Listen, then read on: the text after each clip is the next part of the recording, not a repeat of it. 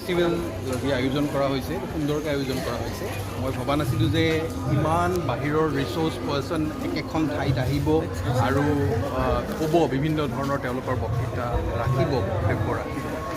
সেই কথাটো বহুত ভাল লাগিলে সুন্দৰকৈ কৈছে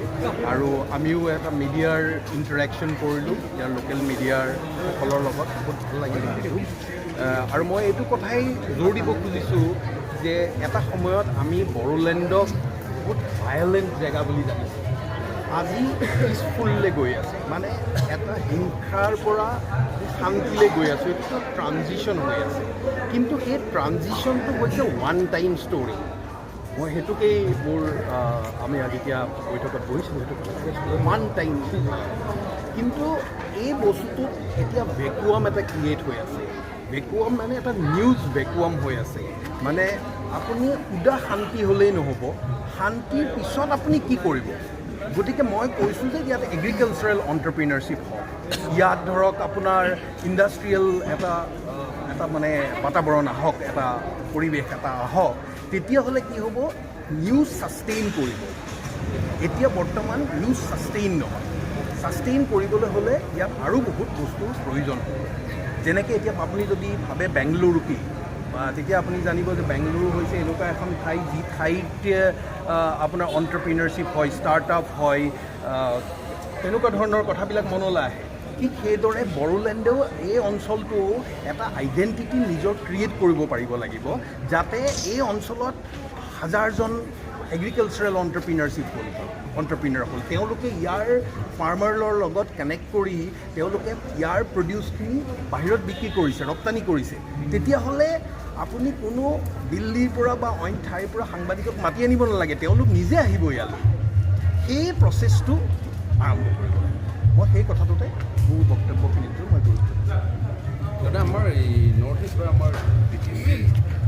নিউজটোৰ কাৰণে নেশ্যনেলত ইমান স্ক'প নাপায় ইয়াত মই কৈছোঁ মই যি সময়ত এই সাংবাদিকতাত আৰম্ভ কৰিছিলোঁ 90s 97, 98 এই সময়ছোৱাত এনেকুৱা আছিলে যে মানে গোটেই নৰ্থ ইষ্টে অকল বড়োলেণ্ড এই অঞ্চল বুলিয়েই নহয় BTC এৰিয়া বুলিয়েই নহয় গোটেই নৰ্থ ইষ্টত এনেকুৱা ধৰণৰ আছিলে যে 5 people killed in Nagaland সেই নিউজ